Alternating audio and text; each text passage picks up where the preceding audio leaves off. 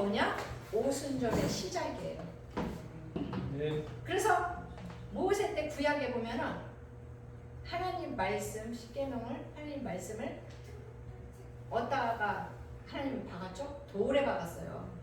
돌에 박았다면은 지금 우리 시대 때 신약에 와서는 하나님이 우리 마음판에다가 말씀을 박았어요. 뭐로? 그때는 불로 박았죠? 성령으로 우리한테. 놀랍죠? 성령으로 받으셨어요. 그래서 이 오순절은 우리한테 굉장히 특별하고 그게 뭐냐? 하나님이 우리한테 주시는 새 언약의 시작이에요. 그게.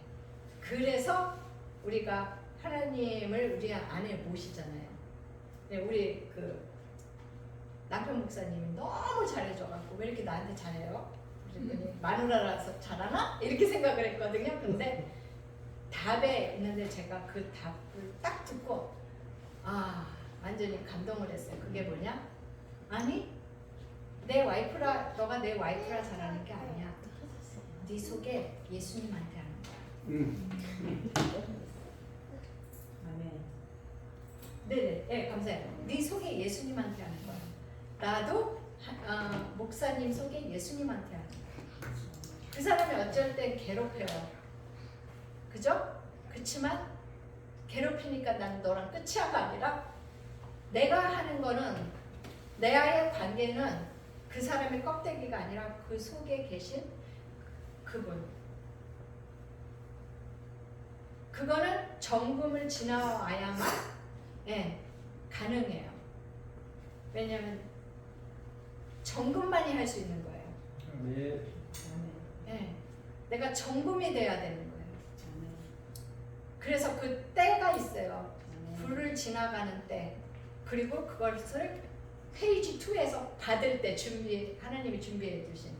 저는 사람들이 막 결혼 얘기를 얼마나 많이 했는지 제가 싱글을 한 35년 싱글을 하다 보니까 그럴 때마다 아니야 내가 지금 나는 그냥 거의 노숙자 수준으로 살고 있는데 뭔 소리야 지금 내 앞에는 남편이 중요한 게 아니라 집도 필요하고 차도 필요하고 뭐 막 이러면서 내가 나는 한마디로 종합 선물 세트가 필요해 이랬거든요.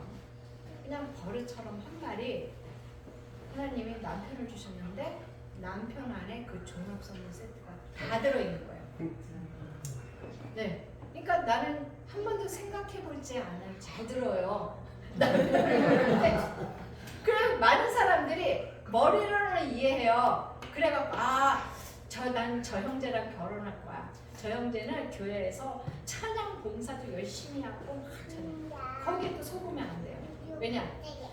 어떤 사람은 보이기 위한 자기의 캐릭터를 좀 높이기 위해서 보이기 위한 그런 걸로 그렇게 하는 건데 실제 상황은 내면에서는 가정에 들어가서는 정반대인 캐릭터가 있을 수가 있어요.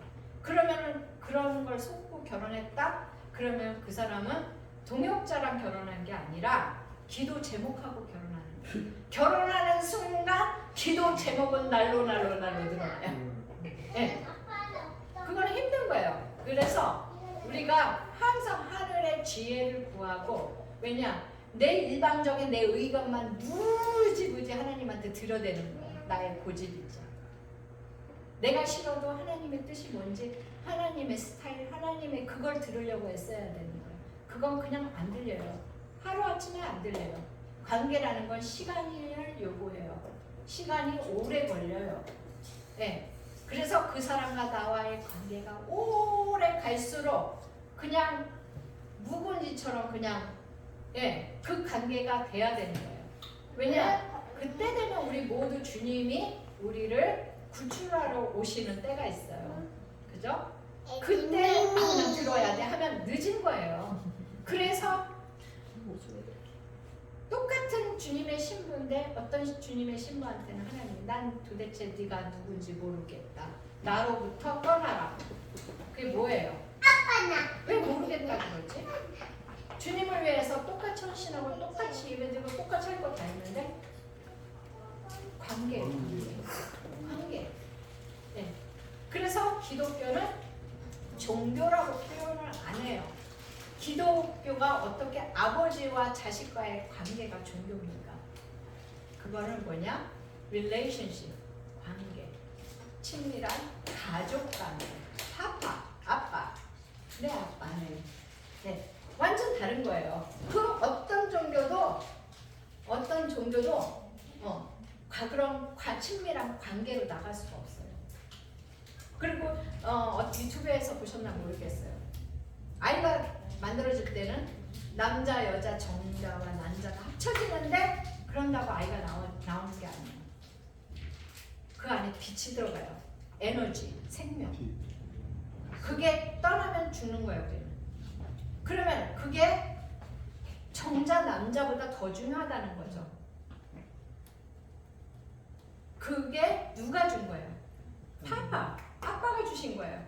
그 아빠인데 내 아빠인 거예요. 그러니까. 네.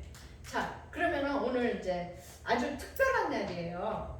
페네코스트. 그래서 제가 이제 이거를 스토리를 나눌 때 이 그림에 특별히 여러분을 계속적으로 집중해 주셨으면 좋겠어요.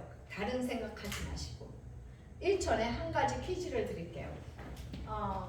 여러분들이 각자 좋아하는 음식들이 있잖아요. 자, 그러면은 내가 하나님하고 친하려고 그래요. 그러면은 그 중에 하나가 질문을 드릴게요. 하나님이 좋아하는 음식 뭘까요? 하나님이 좋아하는 음식. 목사님, 하나님이 좋아하는 음식. 포도주 나왔어요. 양고기. 피. 그리고 이제 성창심만 생각하는 거야. 이거는 어린애처럼 저기 아이처럼 단순해야 그게 그냥 알아져요. 그게 뭐냐면은 이 안에 이 상황을 잘 지켜보면 보여질 거예요. 그리고 모세 때 하나님의 죽음의 영이 지나갈 때 피를 바른 문설주에 바른 그 집안을 상상해 보세요. 어떤 모습이었나? 그리고 하나님이 말씀하신 한마디가 있어요. 그게 뭐냐?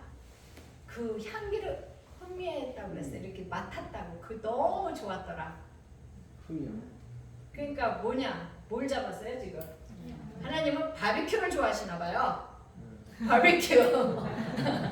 우리 동네 가면 제가 텍사스에서 왔잖아요. 텍사스 하면 바비큐예요. 한국은 코리안 바비큐 그 뭐죠? 불고기, 김치 그렇다면은 그래서 요 그림을 좀 확대해 주세요. 저 양을 중심으로.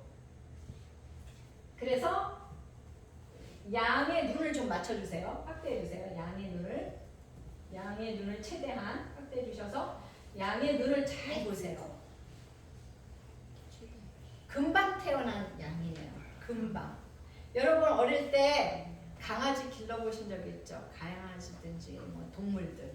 없으면은 뭐 동생, 여동생, 남동생 막 같이 금방 태어난 동생하고 이제 막 하면서 걔네들이 내가 놀 때 따라다니면서 놀고 막 이랬던 기억들이 있죠. 그것을 상기시키세요 머릿속에. 그러면서 제가 이제 여러분 스토리를 나눌게요. 자,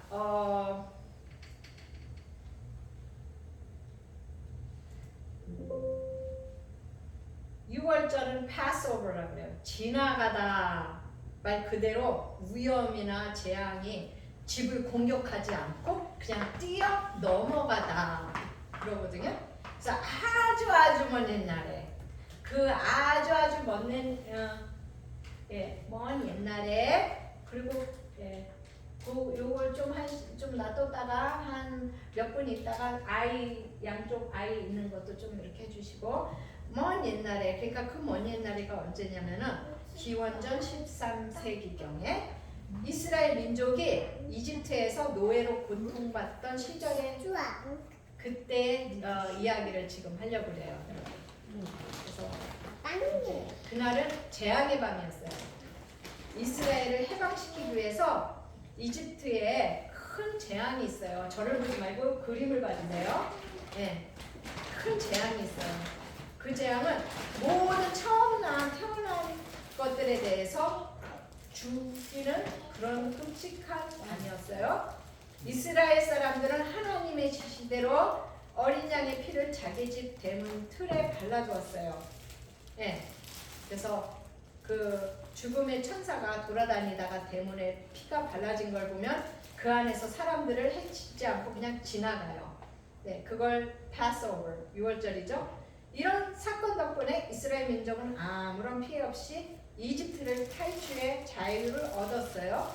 그런데 어느 날 유대인은 매년 봄이 되면 그 이후 주일 동안에 이 날을 기념합니다. 이때는 과거 노예 시절의 고난을 기억하기 위해서 누룩, 그러니까 효모죠. 효모를 넣지 않는 딱딱한 빵이에요. 맛없는 빵, 무교병이라고 그러죠. 예, 그리고 그러니까 거의 쓴바기 같은 그런 나무를 먹는 전통이 있어요. 그것을 하나님이 하신 걸 기념하기 위해서. 그런데 여기에 이 스토리에 대한 얘기입니다. 자, 우리가 먼저 사랑했던 어린 양. 이 어린 양은 여러분의 강아지일 수도 있고, 그걸 여러분의 동생들일 수도 있어요. 나는 어린 양이 태어난 날, 그날을 기억합니다. 아직 바깥 공기가 차가웠어요. 이른 봄 특유의 땅은 축축하고 공기에는 젖은 흙과 건조 냄새가 섞여 있었죠. 아버지께서는 밤새도록 암양을 살피고 계셨어요. 마당에서 아버지가 부드럽게 부르는 소리에 나는 잠이 깼습니다. 와서 보아라. 나는 겉옷을 걸치고 맨발로 뛰어나갔어요. 이제 좀 줄여주세요. 이 남자 아이겠죠? 아직 축축한 채로 아직 비틀거리면서 막 금방 태어나갖고 다리가 아직 다리인지도 모르는 정말 확신할 수도 없는 아주 겨우 간신히 걸으려고 애써 보이는 작고 작은 하얀 어린 양이에요. 엄마 양은 그 옆을 이렇게 보면서 참지 못해갖고 코로 어린 양을 톡톡해요. 빨리 일어나봐. 일어설 수 있어. 어린 양은 비틀거리면서 또 한 번 노력해요. 다시 일어나려고. 미끄러지면서 또 일어나려고. 나는 그 모습을 보는데 얼마나 웃긴지 막 웃는데 아버지는 한 번도 웃으시지 않으셨어요. 아버지는 아주 심각하게 유심히 보면서 그 아이를 지켜봤어요. 그리고 아버지는 고개를 끄덕이면서 수컷이구나. 아버지께서는 조용히 말씀하셨어요. 그리고 흠이 없구나. 그게 왜 중요한지 나는 이해가 안 갔어요. 어린 양은 빠르게 자랐고 풀이 올라오기 시작할 때쯤에 어디든지 내가 가는 곳마다 따라다녔어요. 같이 깔아대고 웃고 뛰면 같이 뛰고 쓰면 같이 쓰고 나를 너무 좋아했어요. 내가 곡식을 나를 때도 따라왔고 물을 기르러 갈 때도 따라왔고 돌담에 앉아있을 때는 내 다리에 기대서 마치 아주 나의 친한 친구처럼 그렇게 대했어요. 가끔은 내 옷을 막 씹어먹어요. 아직 한 번도 작다고 생각도 안 했는데 본인은 자기가 작다고 생각했는지 어느새 커버릴 어린 양이 내 무릎에 점프를 하면서 뛰어놀 때는 난감했어요. 내 어린 여동생은 그 모습에 보면서 너무 웃겨갖고 웃다가 흙바닥에 넘어졌어요. 어머니는 어린 양이 집 가까이 오는 것을 못마땅한 척 했어요. 막 흙을 묻어내고 막 집이 엉망이 되니까 하지만 그럼에도 불구하고 아무도 안 볼 때는 어린 양의 귀를 이렇게 살살살살 긁어주고 쓰다머주고 하셨죠. 우리는 어린 양의 털을 벗겨주고 가장 부드러운 건조를 먹이고 어린 양이 자라는 것을 지켜봤어요. 시간이 지나면서 나는 어린 양이 무엇을 위해서 있게 됐는지 알게 됐어요. 왜냐? 여러분 이스라엘 아이들은 다 압니다. 우리는 이 이야기를 들으면서 자라거든요.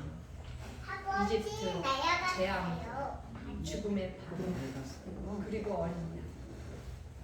하지만 이야기는 이야기일 뿐이지 내 친구 이 녀석은 달랐거든요.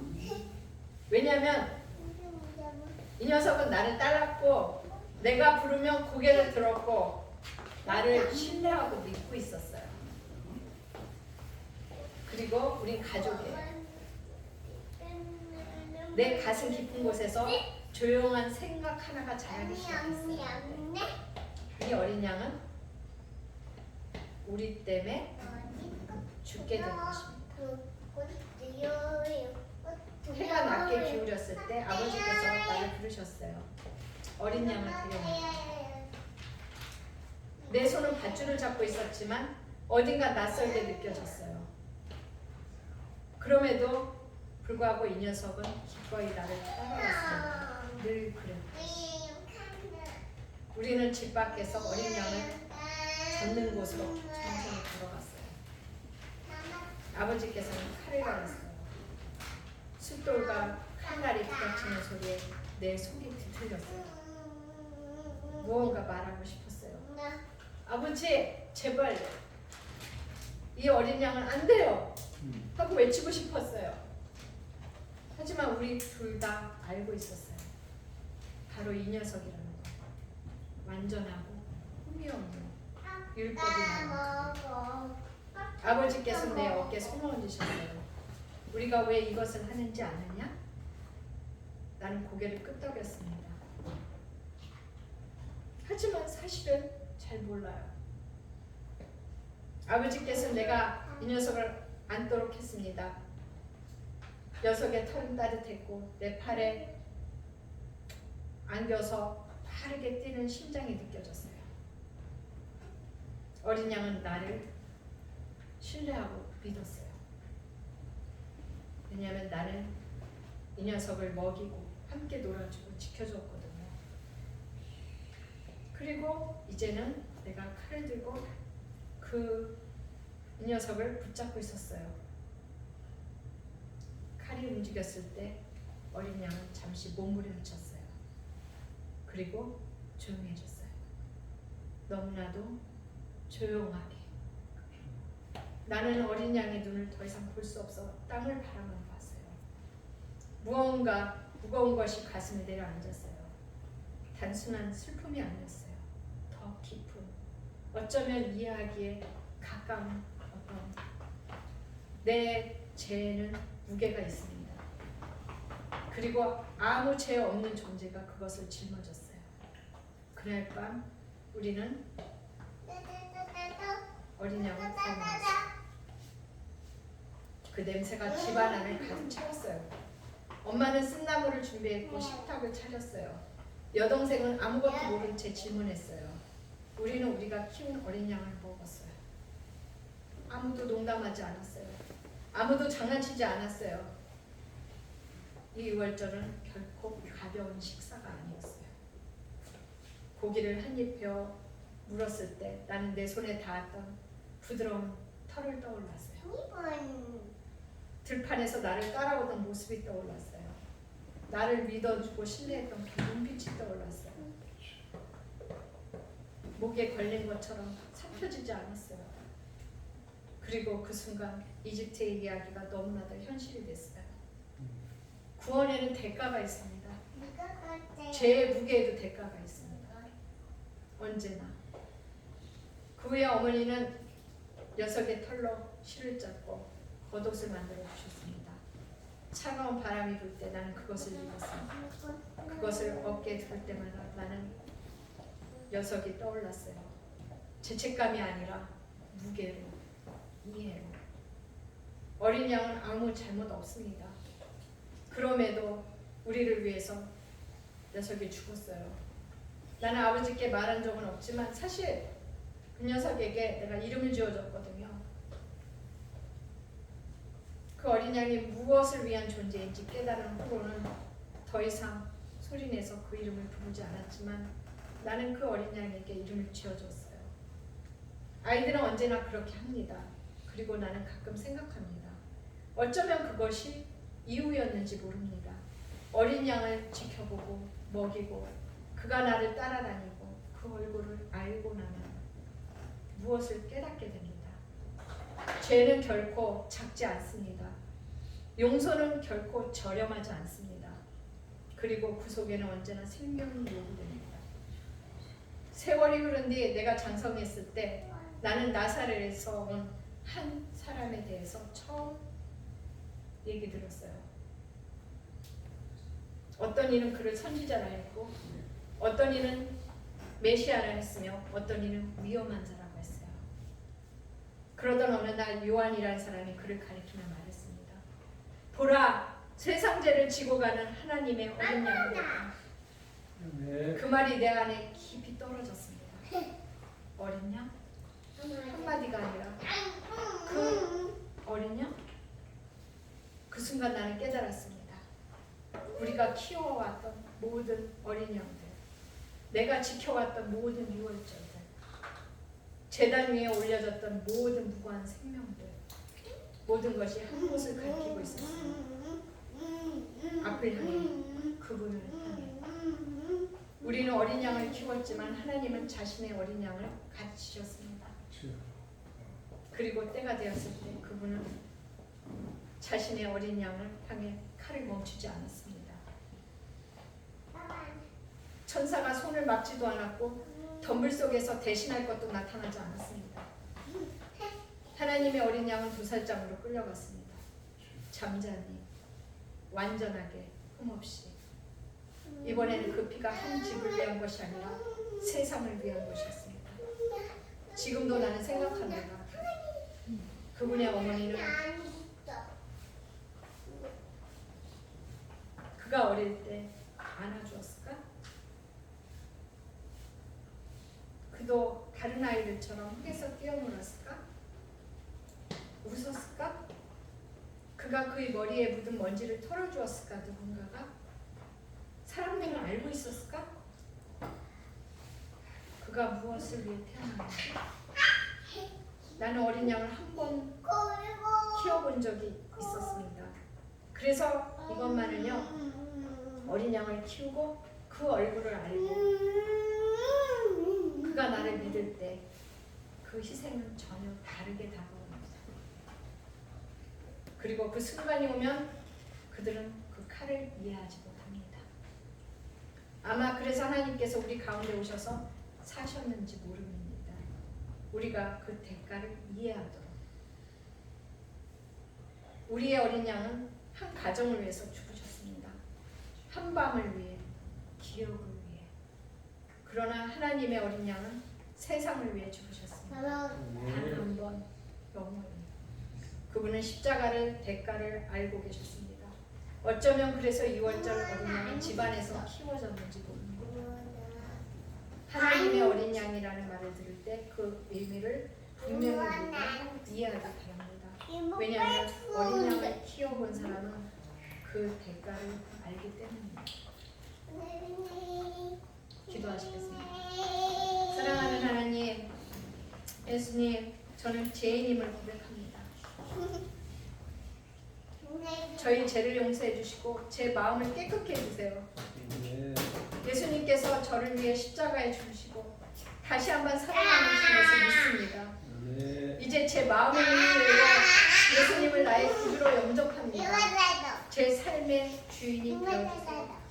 앞으로 다시 한번 예수님을 믿고 신뢰하고 따르며 살겠습니다. 감사드리고 나를 위해서 모든 것을 희생하신 나의 사랑 예수님 이름으로 기도드립니다. 아멘. 자, 그분을 기념하면서 제가 멀리서 뭘 준비할까 하다가 또 여기에서 근데 주님의 사랑을 핍니다. 그래서 제가 앉아 계시면 다니면서 드리겠습니다. 그 사랑하고 축복합니다.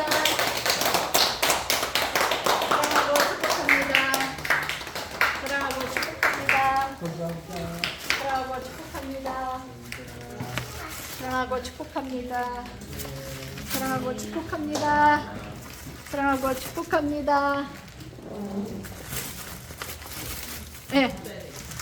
사랑하고 축복합니다. 네.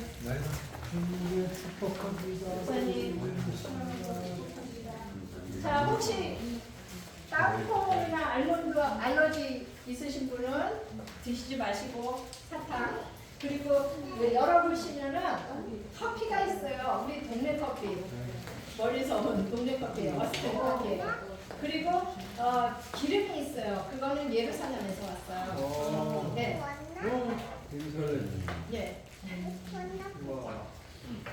작은 선물이지만 감사합니다. 네, 주님 대신 그냥 배달했어요. 감사합니다.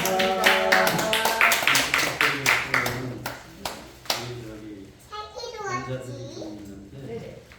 감사가 별이랑 치고 좀 네네네.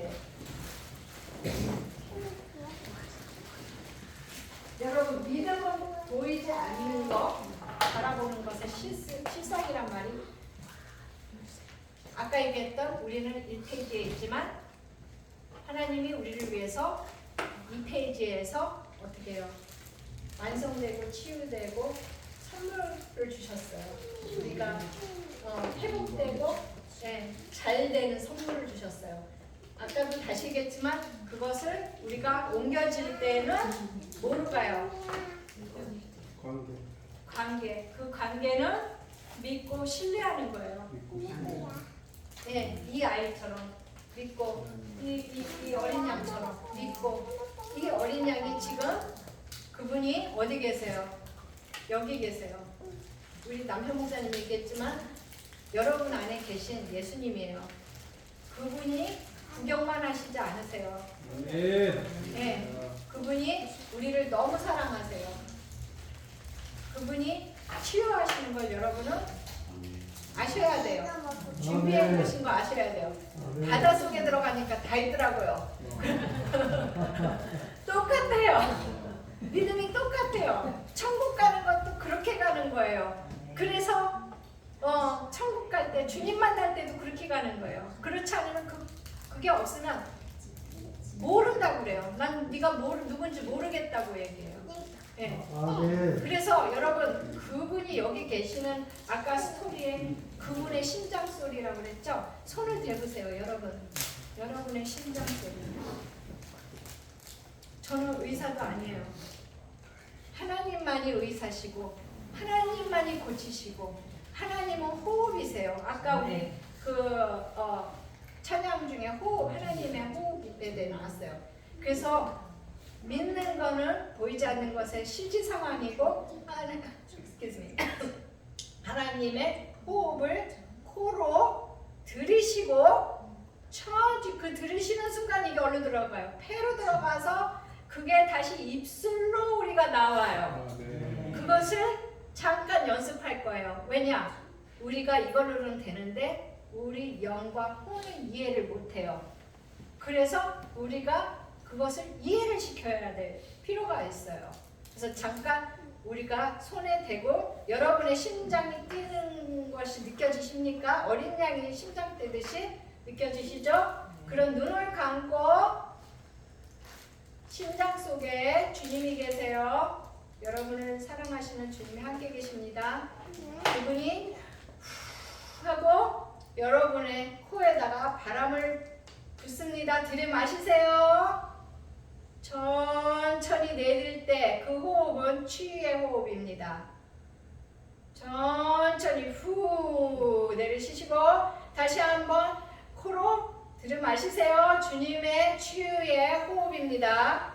그리고 천천히 내쉬세요. 주님 감사합니다. 이곳에 하나님 당신의 치유의 기름 부음을 부으셔서 주님 만져주세요. 아픈 곳을 터치하고 회복시켜 주시고 하나님이 여기 앞에 이렇게 형태가 나타나네요. Praise God. Then what do you say? 뭐라고 그래야 돼요? 주님이 여기 계세요. 오셨어요. 그러면은 고백하세요. 주님 만나면 제일 먼저 뭐 얘기하고 싶은 말씀들이 다 다를 거예요. 선명하네.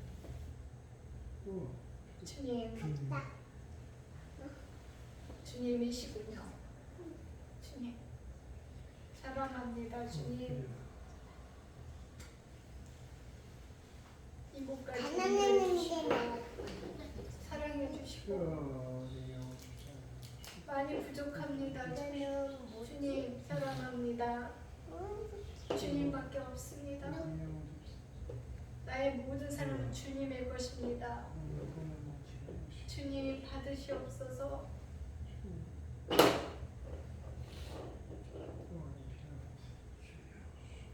우리 안에서 차종하여 주시옵소서.